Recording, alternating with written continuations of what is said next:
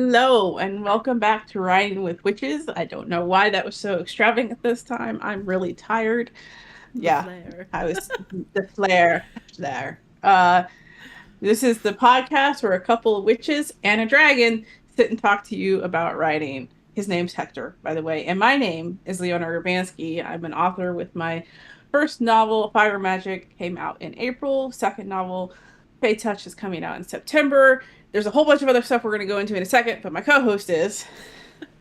I am Nicole Autumn. I am the author of the completed Secret Society series, and there's a whole lot of stuff that we'll get into for book news. Yep. Um, I could jump into it. I have been writing. Well, this week I haven't gotten to write as much because this is the week. This past week has been the week before my kids have their last week of school. So it has been hectic. All of the ceremonies, all of the teacher get togethers, and parents coming in for this or that or whatever. It has been crazy busy. So writing hasn't really happened, but I have been reading on Fey Touched and giving feedback. So not completely not doing anything. I have been doing some book stuff that is related. So, yeah. Any book news for you? Fate Test just with the beta readers right now. I've gotten feedback from one. I'm waiting for Nicole and a couple of others. You are not the last one, don't worry. Thank Um, goodness. Branded, I'm almost to the halfway point. I decided to aim for 100,000 words with this book. I'm about 43,000 right now, or 44, something along those lines. Fire Magic audiobook. Did not get to work on that this week, so I'm going to be secluding myself in the room tomorrow to record. And Blood Magic, the sequel to Fire Magic, is still getting ready for the rewrite process. So, and then Fey Touched is coming out, still on track, coming out into September. Also, Mythweaver Books, with conjunction with the podcast, is going to be publishing the anthology of our short stories in November. Yep. So you're going to be getting, I believe it is 12 of our short stories, 10 or 12 of our short stories. Yeah. Each of us will also be contributing a short story that will never have been published before. So there will be something completely new that you will only get if you get the book. And you also mentioned something about us compiling all of our narrated short stories into one Yes. audiobook for you guys. So Mm-hmm. same same thing there. We'll still narrate that final short story that never got published, that never got published on the Writing with Witches site. Yeah. So you'll have the complete anthology at your I want to say fingertips, but ears for an audiobook, I guess. Your ear holes. No, just that sounds gross. Yeah. Yeah. So yeah. So there's a lot going on top of us, writing our books, and we're also working helping each other with each other's books, and it's a lot. We're busy. We're busy bees, that's for sure. We are very busy bees. On top of trying to give you guys tidbits and pieces of stuff through social media to keep y'all hooked. I have not been doing that good on that front. Yeah, I still So need to do the newsletter for May. We're filming this in end of May, by the way. I missed April's newsletter, and I put mine out in the beginning of May. So I'll have to work on or middle of May. I don't know. I'd have to look at it again. There'll be one coming out in June sometime. Mine will probably end up following the trend of like the last couple of days of May, because that's when the deadline hits. Yep, pretty much. So I'm gonna try to get mine out consistently. So, but man, summer's Yeah. coming up, and I'm You're already at this busy. point. I'm already Yeah. busy. My kids have already driven Yeah. me up the wall. We've had an ER Mm-hmm. visit already. Like, School's not even out yet, folks. school, we still have a week left. And it's just like all hell has broken loose in my house. And I'm just trying to hold it together and be like, we're going to make it through. We'll make it through. I have faith in you. I don't know if I do. I'll be real honest. I don't know if I do. So if the podcast just abruptly stopped, we all know what happened, right? Yes. If it just abruptly stops, my house is burning down. Someone is dying. Like, at this point, it's crazy. Absolutely nuts. So I think, unfortunately, well, not unfortunately in that I think we're done with book news, but unfortunately, I forgot to mention the topic of this episode. yes. Whoops. We discussed in our last episode the female archetypes you find in media, and today we are discussing the male archetypes that we find in media. So if you are done with book news, do you want to jump in with what we consider a male archetype? Yes. So, a male archetype is a universal symbolic pattern of a male's behavior, energy, or personality. So, essentially, these are not necessarily, again, this is like the disclaimer, these are not necessarily stereotypes. They have common attributes that characters will share, but that doesn't mean they're all alike, if that makes sense. And they're not stereotypical. These are your the start of your building blocks. These are not paging in the character traits. This is just where you can, gives you an idea of where to start building your character. Very broad in their happenings. Because one character can be completely different than the other, but they could still be in the same category. And I think one example of that would be the hero to start. The hero is considered courageous, moral, and willing to sacrifice for others. My first thought when I read that was, I don't know why, considering I am not a huge Lord of the Rings fan, Samwise Gamgee. Samwise. Sam. Okay. Sam the Hobbit. The one that loves the potato. Okay. I can relate. So he fits this to a T. And when I found out that Lord of the Rings he is technically the hero of the Lord of the Rings, it kind of took me back. I was like, wait. I thought this was about Frodo. I thought he was the hero. But it's not. It is Sam. Sam is the hero of the Lord of the Rings, which I found interesting. And it makes me kind of want to read the books, but I know you've told me I wouldn't enjoy it. So maybe you would enjoy the dramatization, but you would not enjoy just straight books. Okay, so maybe I need to find a dramatized version that I can listen to. So yes, I would say that Sam fits that bill. He, goes on this adventure, which is scary for the hobbits. Like, they've never left the Shire. He is moral. He tries to steer Frodo in the correct moral way. And he sacrifices a lot by being with Frodo this entire journey to getting rid of the frickin' ring. So yeah, there you go. To be fair, I think Tolkien wrote a lot of heroes into his books, though, because I would also argue that Aragorn is a definite hero. Well, he technically falls under the ruler category. That is fair, but I would also still classify him as a hero, but we'll talk about him later. Yeah. Well, we've also said that that characters can fall under multiple archetypes. They can go from one to the other, or be in two at the same time. So I'll let you talk about the next one, because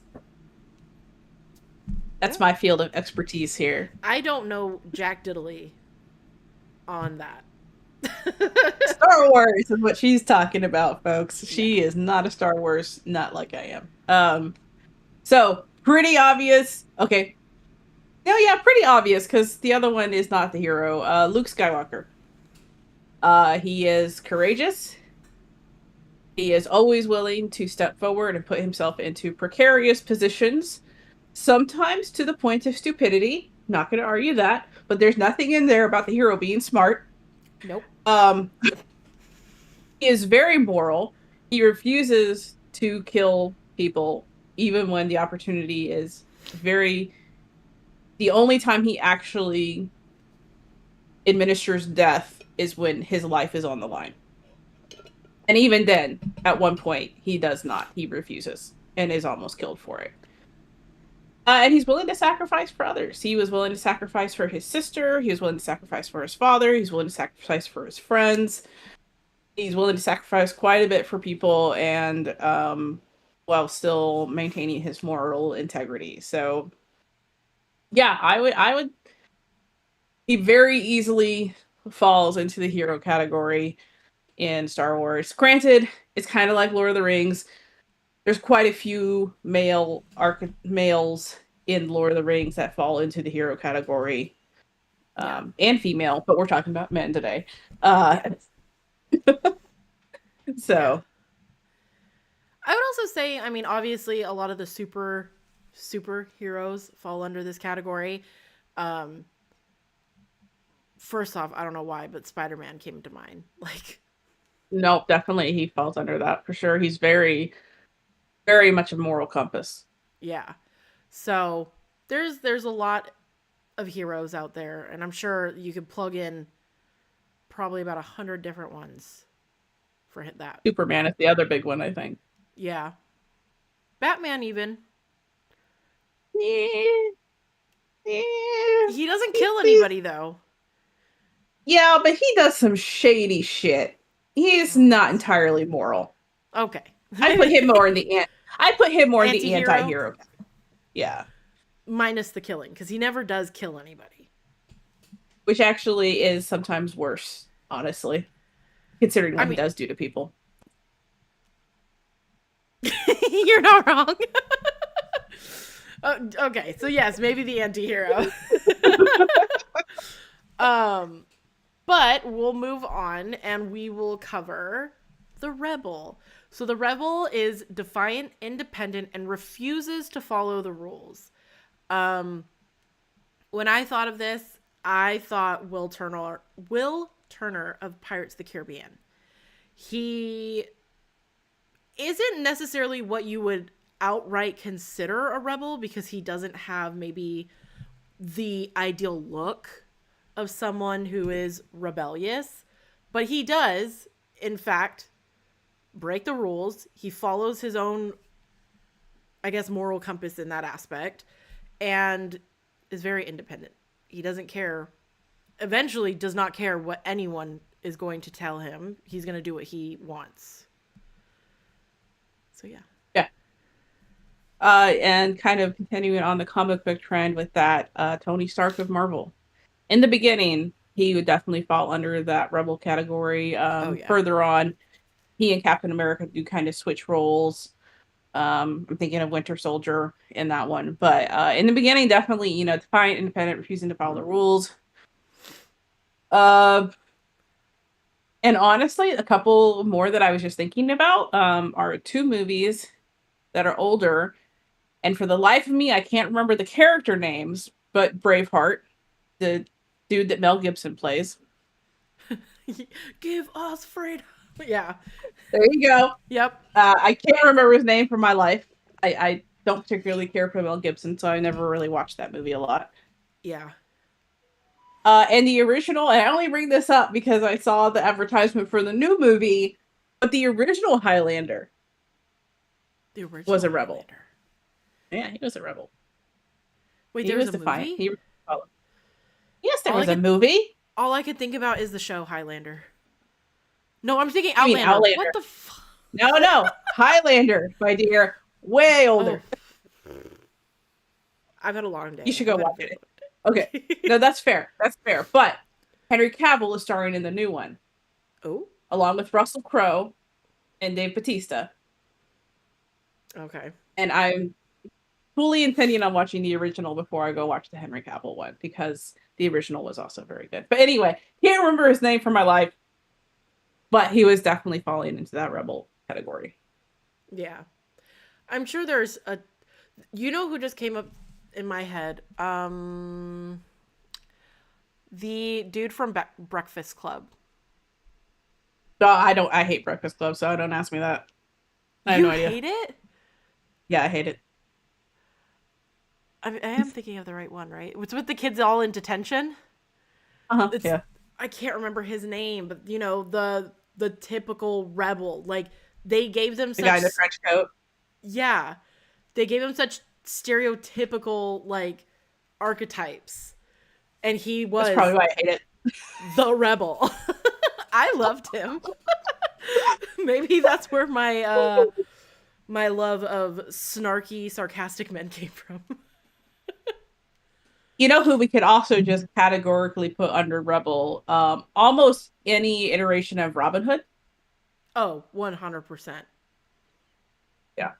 Yeah, that totally makes sense. Um, Men in tights.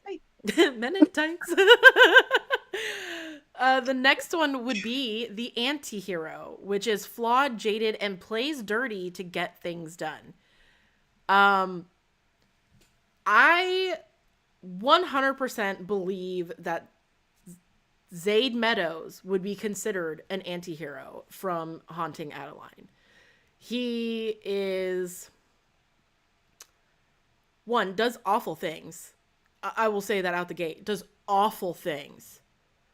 But his whole premise is that he is stopping people from human trafficking girls. But he does awful things to stop them, but also awful things in his regular life. So I would very much say that he is an anti-hero because he is willing to do things that are terrible. Just awful things. You know, I would put right next to him, and I can't remember. Wow, names are escaping me tonight. But the dude from Butcher and Blackbird, the butcher. Oh, Rowan. Yeah, him. Yes. Yeah. I mean, technically both of them. I know we're talking about male archetypes, but she would also fall into that category because they're getting rid of terrible people that are also By being terrible people. by being terrible people. So, yes, they are very much anti-heroes. They are willing to do whatever it takes to get things done and handled. It's like, yeah, it's helping, but at what cost to them, you know? And the other reason that I put Batman into this category was the flawed, jaded, plays dirty to get things done. Yeah, That that makes is sense. Batman to a T. Yeah. The other big literary one that we thought up was Huckleberry Finn from the Adventures of from the Huckleberry Finn book. Mm-hmm. Definitely flawed and jaded because of how he grew up and what he went through was definitely give him some flaws. Yeah. And I would say this also is a good example of anti-heroes not looking the exact same because you have someone like Zaid Meadows or Batman compared to a 12-year-old, 13-year-old boy. So they're all considered anti-heroes, but the severity or like the spectrum that they're on can be so vastly different. And that's kind of what all of them will show eventually is there is a spectrum on here and how they're shown. And that kind of reinforces what we were saying before is that this is a building block. This is not, this is just a very, very basic start for your character building. This is not where your character is going to end up because, like you said, it's a spectrum across the board on, you know, how flawed is Batman versus how flawed is Rowan from Butcher and Blackbird. Yeah. You know, they're pretty fucked up, man. they are pretty, they're not gonna pretty argue. fucked up. And the next archetype would be the Fool. So this is someone that is there for comic relief. They're lighthearted and underestimated. Um, I said this 100% was Daniel Hillard of Mrs. Doubtfire.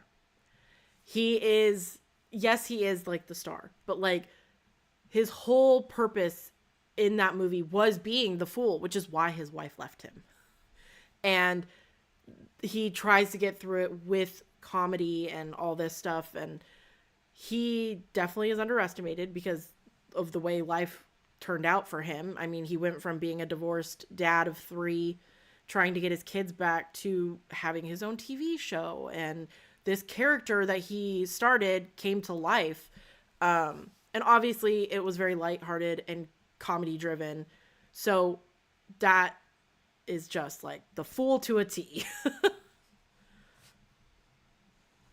Yeah, and then the other one that I would reference is Forrest Gump from the movie. Mm-hmm. He definitely falls into all those categories, but also definitely an underestimated category for fairly obvious reasons that aren't right, but it is what it is. Yeah. So, I mean, and then this, he does get go the ahead, final laugh because, I mean, holy shit, that man accomplishes so much in his life. it really does. Like, holy shit. Like, you're just like, he's lived 1,000 lives. It's crazy. Mm. But yeah. It definitely, if you think about it, definitely breaks down some what people would expect of someone with his disabilities. Yeah. I'll be honest, since having kids that are special needs, that movie kind of strikes a different note with me now. Yeah, I can see that. So, and then the one that is fondly referred to as he's an idiot, isn't he? Star-Lord from Guardians of the Galaxy, Yeah. because he is purely there for comic relief. And as serious as he tries to take himself, he is it's ridiculous. Although I will give him, he is underestimated at times, but at the same time sometimes they estimate him just right.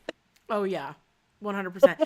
And I feel like, I can't remember the actor's name right now. The guy that plays him, Chris Pratt. Chris Pratt. He tends to play a lot of characters that fall under the fool category. His character in Parks and Rec 100% was the fool. Even him in the Lego movie. I'm pretty sure he's the one that voices the Lego guy in the Lego movie. Me there. Everything is awesome. That guy, yeah, I'm pretty sure it's Chris Pratt.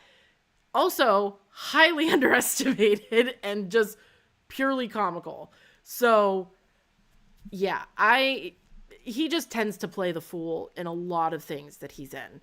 So, there's 2 more that also fall under the fool category. You know who also tends to fall under the fool category is Ryan Reynolds characters. Yeah. Not as much. I wouldn't say it's as severe, but you know, he definitely Yeah. starts to follow that line. I feel like his newer stuff, for sure. Some of his older stuff, like, yes, he's funny, but I don't know about the rest of them being lighthearted, because he tends to be very, like, sarcastic and mean funny in his older stuff. That's fair. Like, in That's Waiting fair. and stuff like that. Yeah, it's pretty, he not nice. Who's the Oh, who is it? Who's the guy that's in 51st Dates? Adam Sandler. Yes. 100% the full characters. Yeah. Yeah. Anyway. Particularly, what is it? Happy Gilmore? No, that's the golfing one. Billy Madison, where he is just like a rich kid, and his dad's supposed to have him take over his company, but he's just so immature, and like he has to go back to elementary school and prove that he can make his way through school because he didn't. Yeah, I think that's where I stopped watching the movie because this is ridiculous. Why am I wasting my time? It is so ridiculous, But I feel like in that one, the fool is 100% the character. That's fair. Yeah. Um, so the next one would be the ruler, which is responsible, commanding, and carries the weight of others on their shoulders. We're just gonna completely 180 this. Yeah. So you go from someone that has no responsibility, there for the hee hee ha ha's, to the person that is carrying everything, all the responsibility. And I know when we were talking about this, we came up with a whole bunch, and we actually had to cut ourselves off. Which I know you mentioned Jon Snow, which I would agree 100% falls under the ruler category. Although he didn't technically have the ruler title, he still led the wildlings. He still fought for the North. He still went to fight in, oh, what the hell is it called? Where the Iron Throne was at. I can't remember the name of the town, the city anymore. But he was leading. He was the leader. He felt responsible. He was commanding, although reluctantly. He didn't want to, but he felt the need to. So I would agree with that one. And then another one from the Narnia books, Peter was definitely the ruler. He was the oldest of the four siblings. He felt responsible for his siblings. Aslan kind of did put him in charge. He did become High King versus just King like his brother of Narnia during the time that they were ruling Narnia. So I would definitely say commanding, carrying the weight of others. I think he was, King Peter the Just, I think. No, that was Edmund. I don't remember. Anyway, and then the third one, which we already brought up once, Yeah. Aragorn. I love Aragorn so much. Yep. Definitely responsible, commanding, carrying the weight of others. He takes charge of the hobbits. He takes charge of the fellowship. He takes charge of the whole freaking kingdom in the end. To a point, reluctantly. Like, I think he valued his freedom of being able to just wander the world as a ranger and just be himself. Yeah. But he definitely did step into that role when he was called to it, for sure. Yeah. I would also say, side note, yes, I have King Arthur on here as well as being the ruler category. But also, rulers don't always mean good rulers. Darth Vader is a ruler. Palpatine was a ruler. I don't know why Star Wars is popping up in my head. Sauron was a ruler. These are all people that are rulers that are responsible to an extent in their own frame of mind, commanding and carry the weight of others. Not necessarily the good weight, but they all fall under that ruler category, even though we may not agree with their stance. They were technically rulers. So I mean, so was the dude that died right at the beginning of the first Game of Thrones, Robert Baratheon. Robert He was a ruler. Baratheon was He was one. a sucky ruler. Neddard Stark was also a ruler of the North. I mean, Yeah. even the one that got eaten by his dogs. I cannot. Bolton. He was also a ruler. So look to Game of Thrones. Look at all of the different types of rulers that you could have. One more, and then I'll let us go. Humperdinck from Princess Bride. He was a ruler. He is a shitty ruler, but he was a ruler. Yeah. So, and when I was reading up on these archetypes, they said that the ruler is probably the easiest to go from being a noble ruler to backsliding into the evil side of being a ruler. And all it takes is one misfortune or one thing to be taken too far, and you go from one end of the spectrum to the next. And it's so easy to get there. So the ruler has so much playability, especially in your writing, and how the character's dynamic can shift on a dime as a ruler. Well, look at Secret Society. All the demon princes of hell Mm-hmm. were rulers. Yep. And you had them across a wide range of whether they were good or not. Oh yeah. Senes is technically a ruler from fire magic. He's a shitty one, but he's technically a ruler. Druce, I mean, technically is because he is in charge of the sorcery belfry, which is Yep. better than Senes. I mean, Senes is. Oh, God, I wanted them to beat the shit out of that man. So sorry. Read the books and you'll understand my frustration. You'll be like, oh, yeah, I get it. Beat him up. The snark on that man. Ugh. Yuck. You really hate that man. I don't like him. He's so arrogant. And don't get me wrong, I can love an arrogant man. But he is arrogant in like almost like a childlike way and like entitled. Oh, it bothers me so bad. But like if there's a man that's arrogant because he knows his shit, or like, not saying Senes doesn't, but I feel like he's also very manipulative in his craft, and it's just, I don't like that man. He's up to no good. He has also poor taste in character choice. Golly. Awful. And this, folks, is how you know as an author you did your job. Because that's exactly the reaction I'm going for with that man. Oh, she gets me worked up with that man every time. Every time. And I wish they would have kicked his ass, but no. Not yet. Not yet. Not yet. One can only hope that he will get his comeuppance. I think it's safe to say he will. Yes.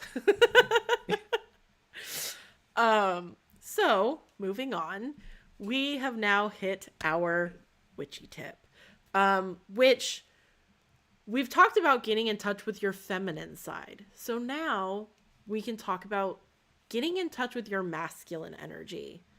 So go outside and chop some wood and grunt as shit. No, I'm just kidding. Yes. That's it. I mean, if that is what you want to do to feel more in touch with your masculine energy, go for it. Maybe it's playing a certain sport. Maybe it's going to the gym in a gym full of dudes and showing up and like proving how strong you are and getting in touch with that masculine energy and like, you know, turn into your muscle mommy self or muscle daddy, whatever. Whoever's watching. But yeah, just doing things that to help you get in touch with your masculine side. The whole point of living is duality. Having both so that you can live in harmony with yourself, with masculine and feminine. And I know as witches and us being women, being in your feminine is always preached about. And I see it a lot about like getting in touch with your dark feminine side. It's okay to get in touch with your masculine side too. Sometimes you need that, especially in the world that we live in. You can't always be in your feminine. Sometimes you have to be in your masculine for safety reasons, for being seen. Not that your feminine can't, but some people also don't want to take that side seriously. So you have both, use both. Sorry, I got a little preachy there. No, that's, that is exactly what everything I was going to say. So that sums it up on my side of the things, honestly. I'm reading your mind. Again? God damn it. Again. I'm just that good. I'm just kidding. She is. I mean, I don't want to toot my own horn, but toot toot. I mean, we have been scarily in sync the past couple of months, to be fair. So I think I have every right to say that. Yeah, we really have. So there was nothing else you wanted to add before we move forward? No. Nope. I think that summed it up nicely. Oh, sweet. Told you. So we will jump back into our male archetypes. The next one would be the gentle giant. The big, tough exterior, but soft, kind heart on the inside. My first thought, well, we both had the same thought of who to pick. We did. We did. But my second thought was Hodor from Game of Thrones, right? People saw him and they're like, oh man, that is one big ass scary dude. When in reality, he really wasn't. He was his ending. Like, why he says Hodor, oh, it broke my heart. He's a big, gentle jelly bean, and I just wanted to hug him. It's so sad. So yeah, big, mean looking dude, soft little teddy bear on the inside. I just wanted to squeeze him. Sorry. And then the other one. So worked up over that one. So sad. The other one that we both had the first thought about was Fezzik from Princess Bride. That was very classical, gentle giant, big tough guy with a kind heart on the inside, and he kind of was one of the just, he kind of became a cookie cutter for other people. That is how people saw the gentle giant. Yeah. And I will say, I would also still place Druce and our heroes into that, because they are both well over 6 feet tall men who are cinnamon rolls with teeth. Yeah, but they can be tough though. That's the thing. That's the only difference. Where they can handle business. Can't be tough. Oh no, I mean I'm sure he could, but it's also feels like in his nature to not be tough. He's just like, I'm doing it because I was told to, like, oh, but why am I doing this? Okay, but yeah, I can see that, but they are a little spicy. They're spicy gentle giants. Another one that I thought of. That's fair. Yeah. Another one that I thought of. I want to say it's The Summoning. So it's The Summoning by, I can't remember her first name, but by Armstrong. The last name of the author is Armstrong. One of the characters in that book was literally described as being like this massive, intimidating guy that didn't speak to anyone. So no one would talk to him because he was quiet, but he was also big and scary. And then this main character in the book goes into this, I can't remember if it's a school or like some type of orphanage. I can't remember. It's been a very long time since I've read it. I was in like middle school, high school, like 9th grade. Been a minute. Yeah. Oh yeah. It's been a hot minute. But she's the only one that talks to him. Granted, he doesn't say a lot back. I'm not sure if he's mute or not, but he just doesn't speak a lot. And he is that gentle giant because he is described as this big, intimidating, tall boy that no one would talk to because he's just so intimidating and scary. So, yeah, that was the one that I could think of from a book. That's fair. Because I don't read about very many gentle giants anymore. The men all tend to be a little on the mean side. To be fair, Fezzik is technically from a book as well, so. Well, yeah. I always remember him from the movie.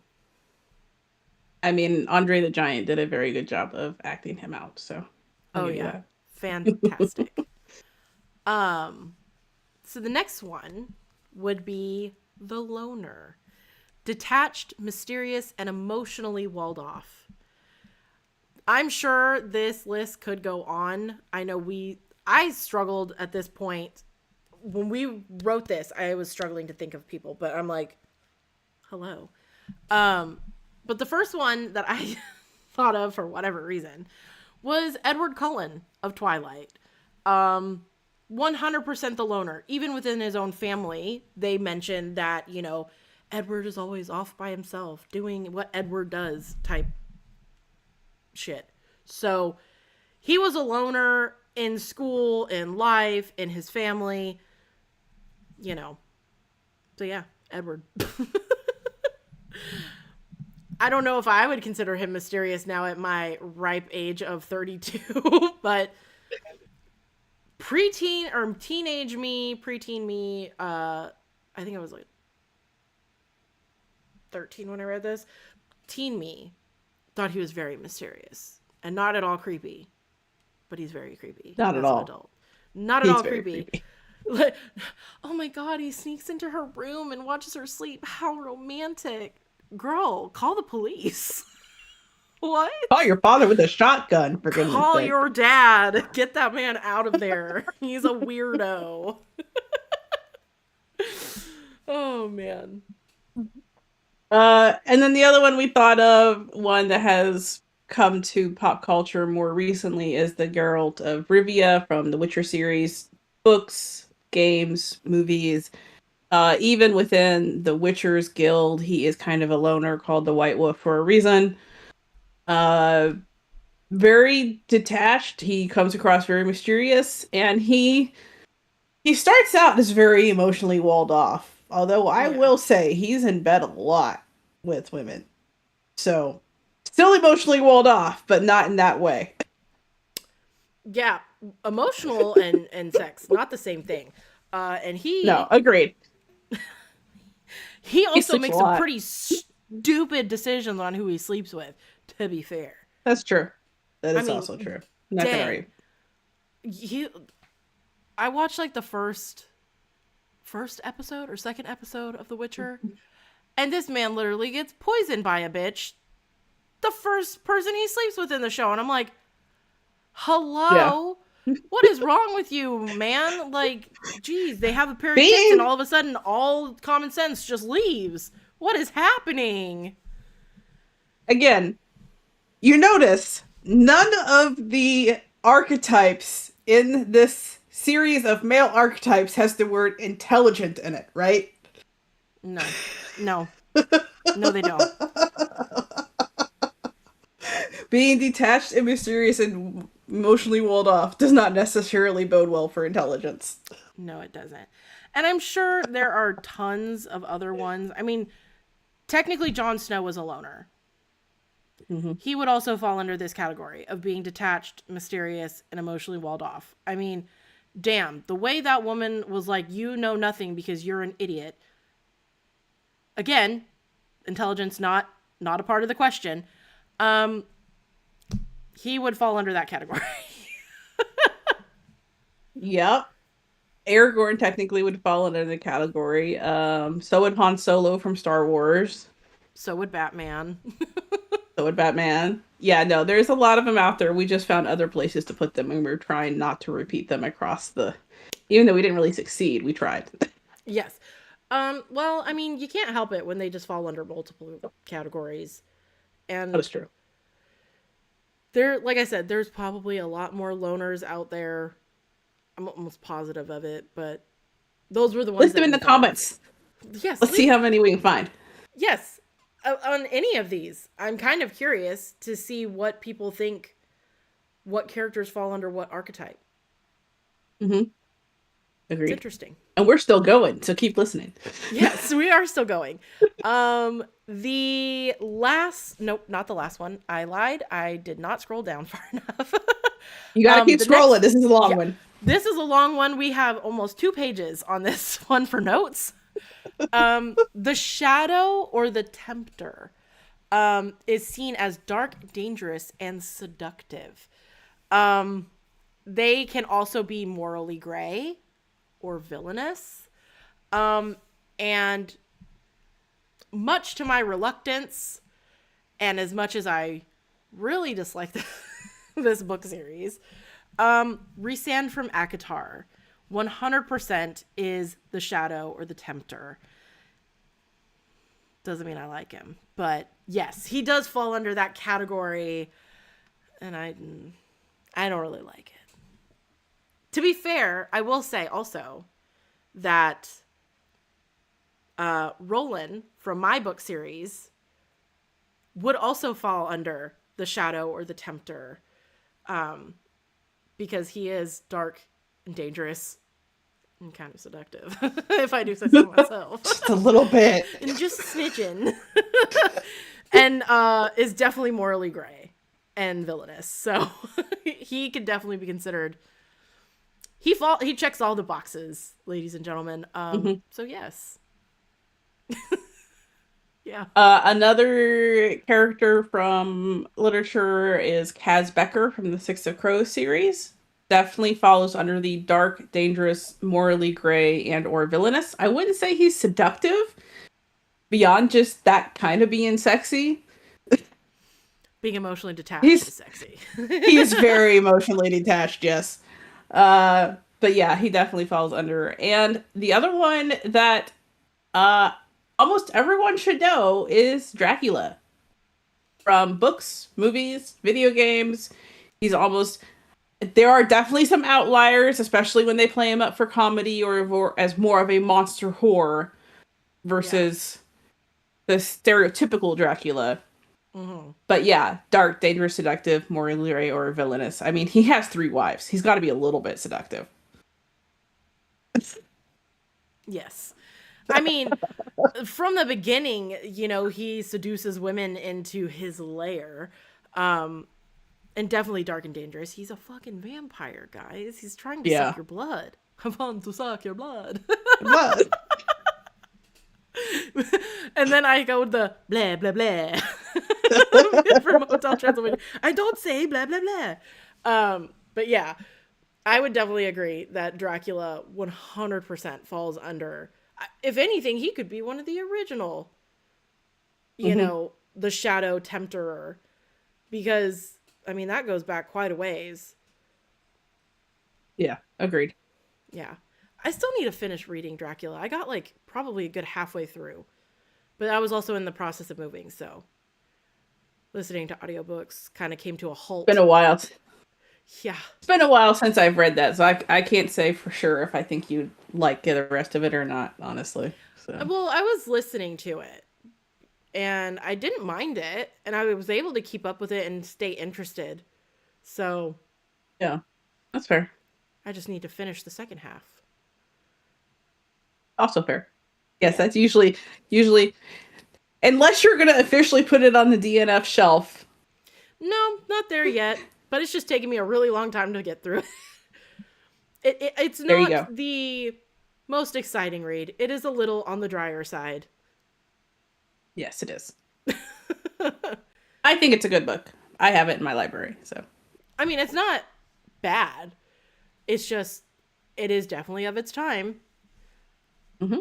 So that's where I'm like, I guess I can listen to it. If I got halfway through it and I only stopped because I was moving, I would say it's pretty good. I agree. Okay, so onward to the next archetype, the Charmer. So this would be smooth, witty, and effortlessly likable. This one I really struggled to come up with anything. Although I will say, I feel like my character Leo falls in this category of the Charmer. Oh yes, I love my Leo. He will make you laugh. He's very smooth. And I feel like he just has that very likable personality that he's someone that could get along with anybody. It'd be really hard for him to not like somebody. Well, no, that's not true. If you swindle him out of money and you hustle him, he doesn't like you. Because he's like, they got one over on me. Hell no. Not allowed. Yeah. So there you go. Don't swindle him. Yeah. And then the other kind of couple that we came up with was Rhett Butler from Gone with the Wind. Yeah. He was definitely smooth and witty. I'm not going to say he was effortlessly likable, but he had a good heart. He did some shady shit. And I know in the movie it was much easier to hate him, but in the books he genuinely did have a decent moral compass, even if it skewed south sometimes a little bit. It went back north. I mean, it doesn't say that they wouldn't do shady shit, just that they're charming. That is fair.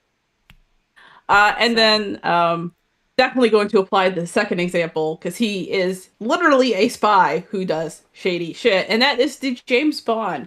I am referencing purely from the movies. I have not read the books. So I'm not going off of what the book said. And I'll be honest, I kind of stopped watching James Bond after oh, I can't even remember his name. The guy who played in GoldenEye. Pierce Brosnan. Yeah. I kind of quit watching after that because Pierce Brosnan was, for me, I grew The up, James he Bond. was the James Bond for me. So Yeah. after that, I couldn't get into the Daniel Craig era. I just, mm. I've watched them, but in my mind, yeah, I have to agree. Pierce Brosnan, he was the James Bond. For our generation, he was Yeah. the James Bond. I know a lot of people that, wow, my brain and names. The Scottish dude. Ooh, what's his name? What's his I know name? exactly who you're talking about. He's also in the. Oh. Oh my God! How are we not remembering his name? I have to. I'm sorry. I have to look this one up. I'm I want to sorry. I say last have name is to. Sean Conway. Connery. Connery. Connery. Sean Connery. Connery. Sean Connery. Yes. I was like Conway, Okay. Con something. It was right there. Yes, Sean Connery for the older generations would be Yeah. But for me, my generation, it's Pierce Brosnan through and through. And I just the one scene I will always remember, and it was in the GoldenEye movie, is he drives the tank through the wall, gets all the stuff off of him, adjusts his tie, and keeps driving. Yep. Yeah. Perfect. I'm trying to think if there was anybody else that I can think of that was the charmer. I mean, it's debatable that Austin Powers could be considered a charmer. I mean, I wouldn't say no to that. I He wasn't a would also fan of the fall under man, the. but I'm not either, but in the context of the movies, he would be considered a charmer as well as the fool.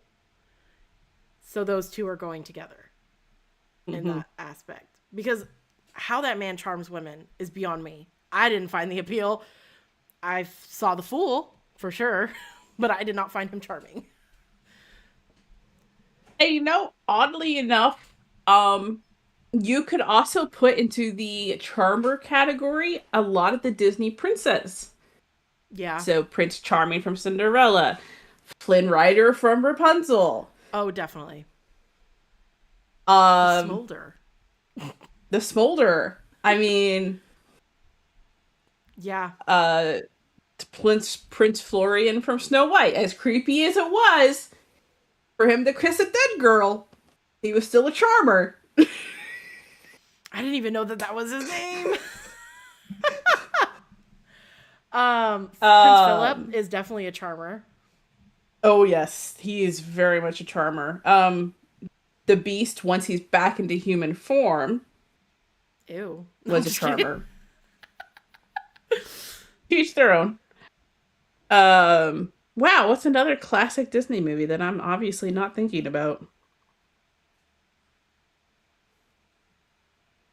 I think you got them. Yes, I think I got the The only other oh, Prince Eric. Prince, yeah, that's what I I'd was say gonna he's a say. Prince charmer. for oh yeah, yep. Yeah.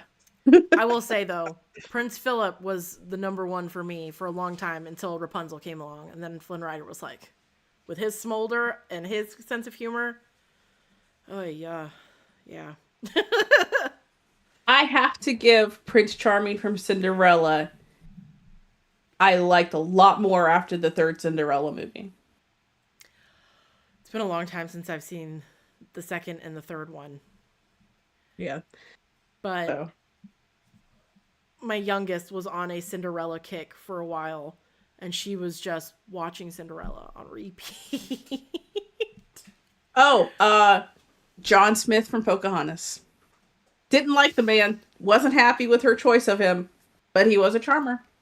He was, unfortunately. Yep, he was. The context of that movie as an adult. Yeah, rough. Oh.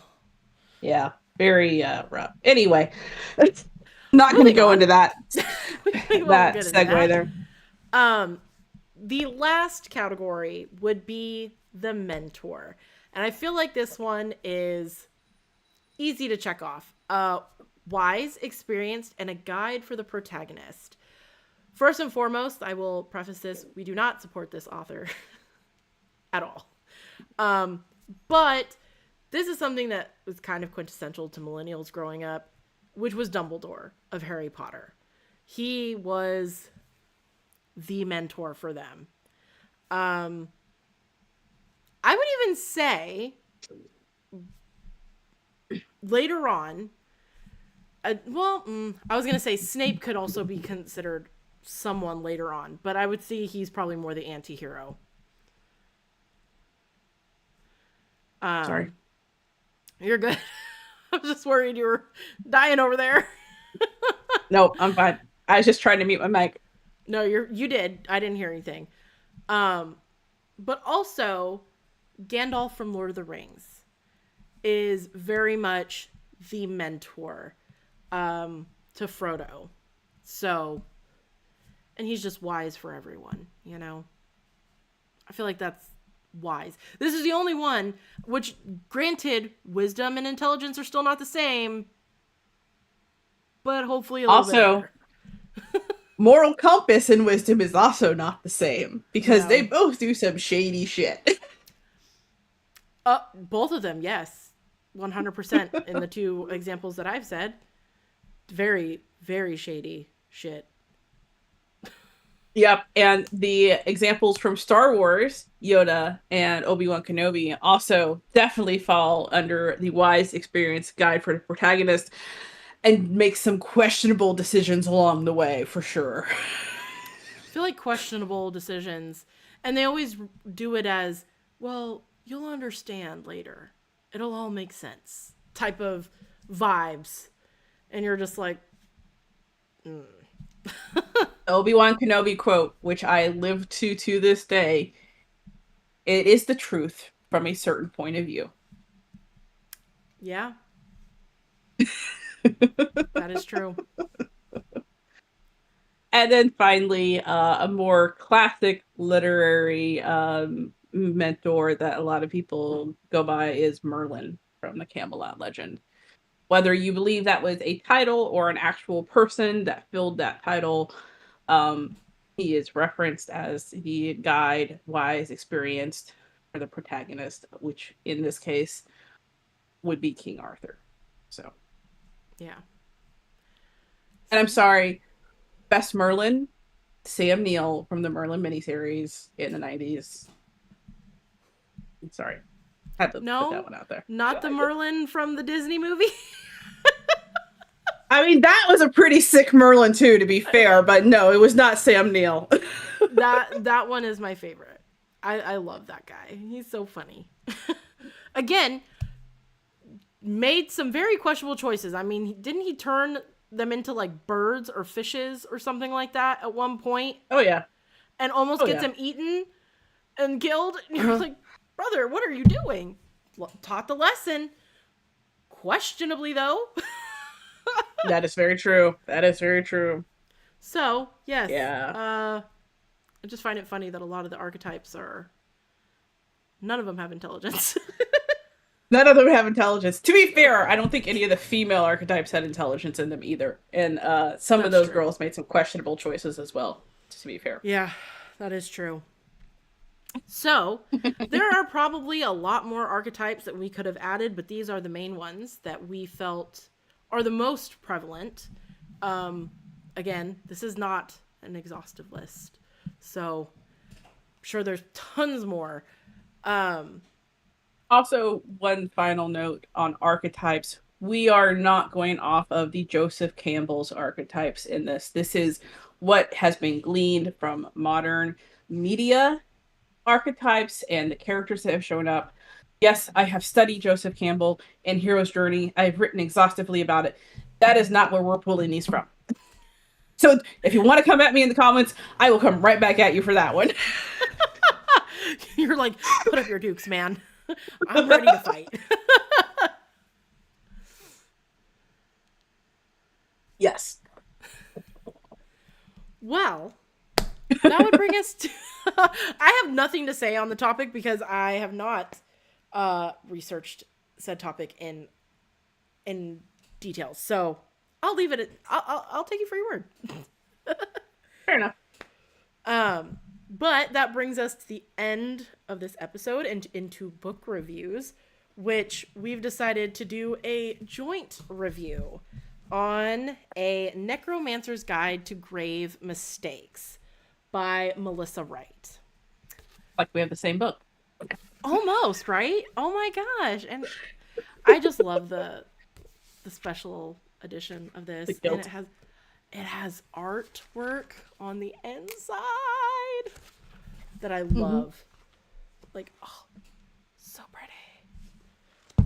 It's like paintings in the book. It's amazing. So this is a Cinderella retelling. Now, I did not know this going into it. I thought it was a completely new concept. Not saying that it isn't. It's a retelling. That says everything. But it became quickly clear that that's what this was. And this follows Eleonora Moorgrave, who is a necromancer. And to practice necromancy without being thrown into the dungeons, you have to be named a cinder by the High Cinder, who is given this title by the king. Her father was the High Cinder, and was going to, I guess, name her his successor, and all of the will and paperwork has been lost. So she is on this quest to find the paperwork so that she can bring her life back to what it should be, because again, she does have a stepmom and 2 stepsisters who ruin her life and try to take everything from her. And there is a dashing prince that swoops in to help her save the day, i.e. not very much. He's kind of a ball and chain in this whole situation, to be fair. He tries not to be, but I mean, that's usually how it ends up. He tries to help. He tries to be helpful, although not very much so. I will say I did enjoy reading it. It took me a little while to get through it. And it's not because of the writing. It's just my brain has been, one, focused on writing my own and reading yours and all that stuff. So reading has been a little bit of a struggle for me. But I did enjoy it once I got into it. I have a feeling you have some complaints. I felt like there was never a quiet moment in the book, which it kind of was the same issue I have with people that do cliffhangers at the end of every chapter. If you never have a moment to sit and absorb the character without them being in danger every single second of every single scene. Like, there was one time that I was like, oh, she's actually able to relax and just talk to her menagerie that she carries around with her. And then suddenly someone shows up in the doorway. And I mean, it turns out to be someone that was friendly, but you didn't know that. And then they ended the chapter on that note. And you're like, wait, what? And then you read the next chapter and you're like, oh, we can't go back to the, but you have that heart stopping moment. And then you're like, that just ruined the whole quiet moment, you know? And yeah. I would say in the beginning you get that because it does show her going through her day, but it isn't a day that is relaxing or slow. It's like she's working herself to the bone, and fear of getting yelled at or kicked out or her friends missing, or it is, there's always something going. Yeah. And maybe she did that to keep you driving forward. I mean, this book is not long. That's also what I was going to look at. It's only 250 pages long or so. And yeah, I feel like also there was a lot of characters. There was a lot of name drops. There was a lot of plot lines for a 250 page book. There was. which didn't all totally get wrapped up either, in my opinion. No, and there were definitely times where I felt like the author was trying to get a point across that she thought came off clearly and intelligently, and then the character would be like, "Oh, yes, I see," and then explain it, and I'm like, I don't understand how those two thoughts connected. I don't understand. And I'm like, maybe this is just me because I'm tired, but especially towards the end when she's like trying to put the pieces together on who's done what, the whole who done it of everything, she kind of went from one thing and then jumped to the next conclusion. I'm like, how did you come up with that? I'm confused. So I felt like that did happen a couple times in the book where she's trying to like deduce clues and the reasoning didn't always line up for me. So that was a struggle. Yeah, there was definitely moments where it's like Ella is like, "Oh, that makes sense," and then walks away, and you're like, "Wait, what? What? Yeah. Where did you foreshadow this? That this makes sense to us now? What do we not know?" And it wasn't a you find out later kind of thing. It was you should have intuited this from the previous chapters. Mm-hmm. And I'm like, well, I feel stupid. I have no idea what she's talking about. Yes. And I'm like, I'm not sure what I missed, but clearly I must have missed something. Because like I said, the two connecting thoughts were not connecting for me. Yeah, no, they weren't connecting for me either. You are not alone. Okay. I didn't know if it was just a me thing because I was reading late at night before bed and maybe I was dozing while I read it, but I'm like, no, I'm pretty sure this is not a me problem. It was not a you problem, no.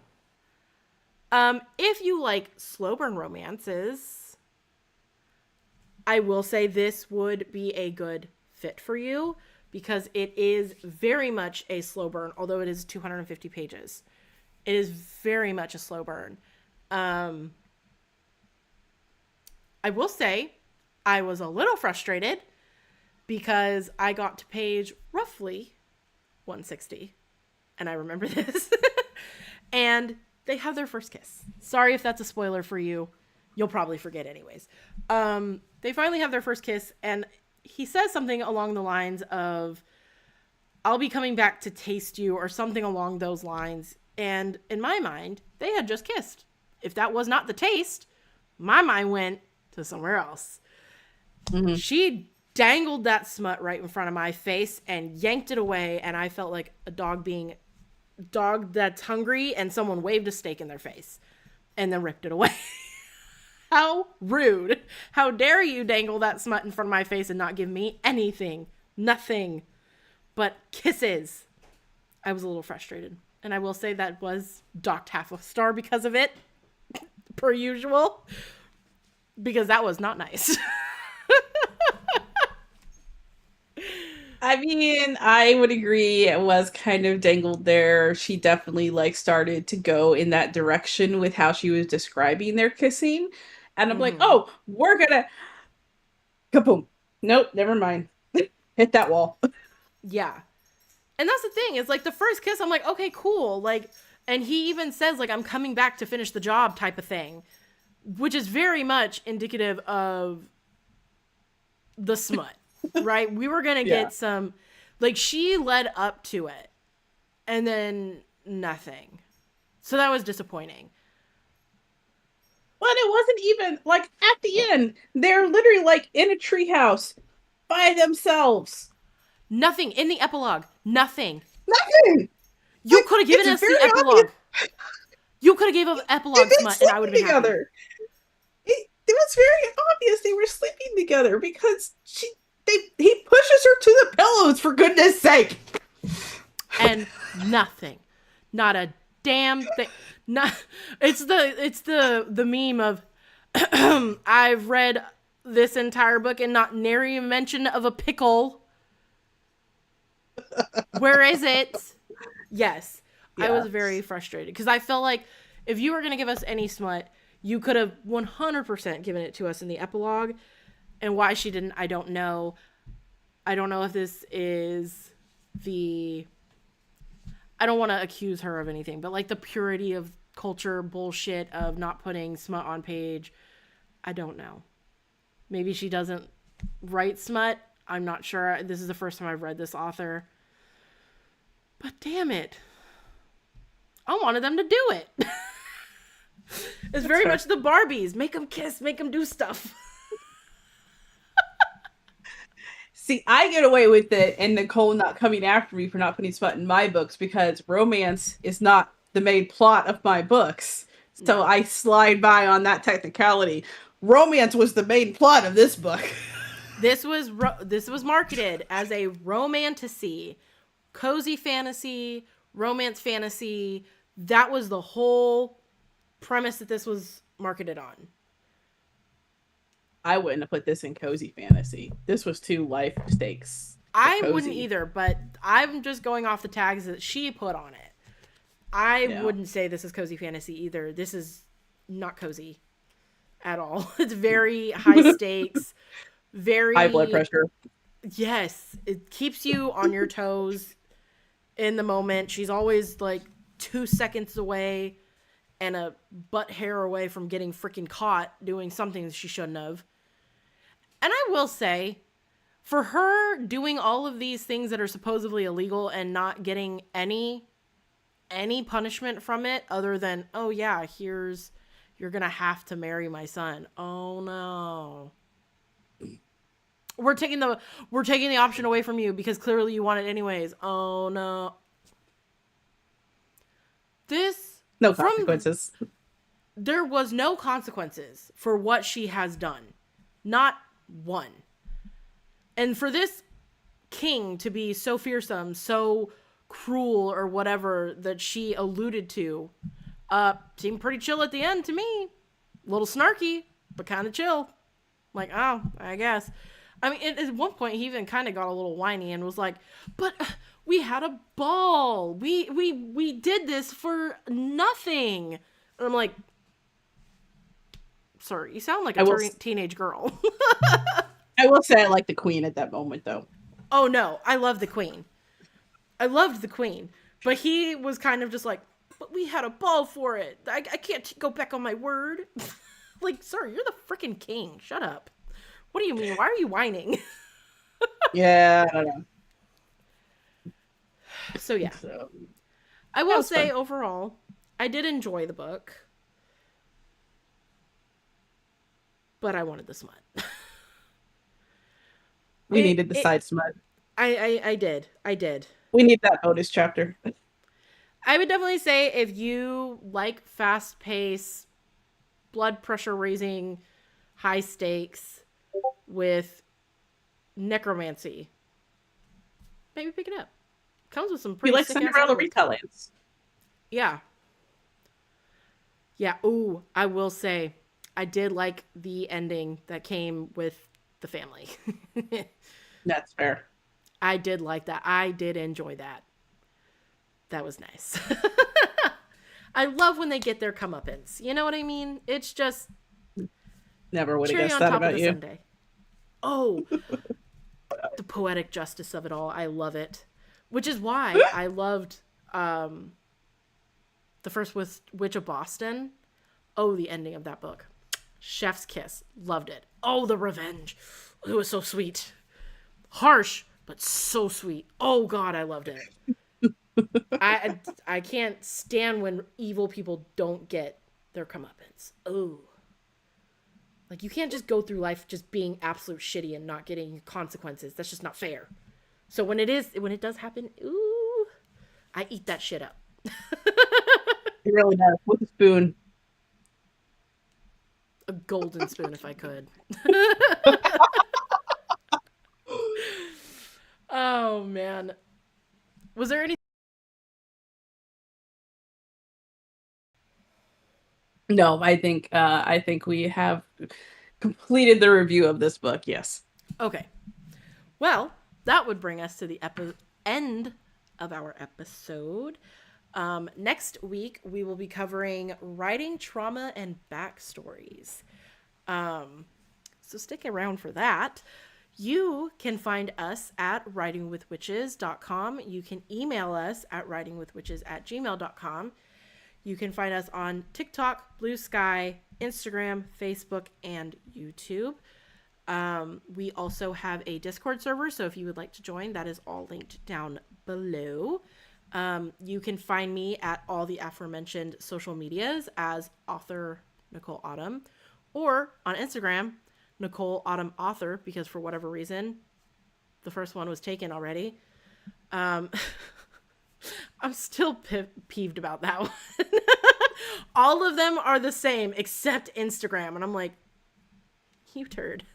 I also have a Discord server as well as my own website, which is authornicoleautumn.com. Fiona? You can find me as Leona Urbanski Author at my website, leonaurbanskiauthor.com. Sign up for my Substack at leonaurbanskiauthor.substack.com. You're going to mainly find me on Facebook and Instagram. And you can find both of us at mythweaverbooks.com. You can also find Mythweaver Books on Facebook, Instagram, and TikTok, where we will be publishing the narrated short stories on YouTube as well with the Mythweaver book channel. And yeah, go to the site, buy our books, buy the merch, spend money. So yeah, that brings us to the end of the episode. I've already said that. So we will see you next week. Hope you guys have a wonderful week ahead. And we'll talk to you later. Bye. Bye-bye.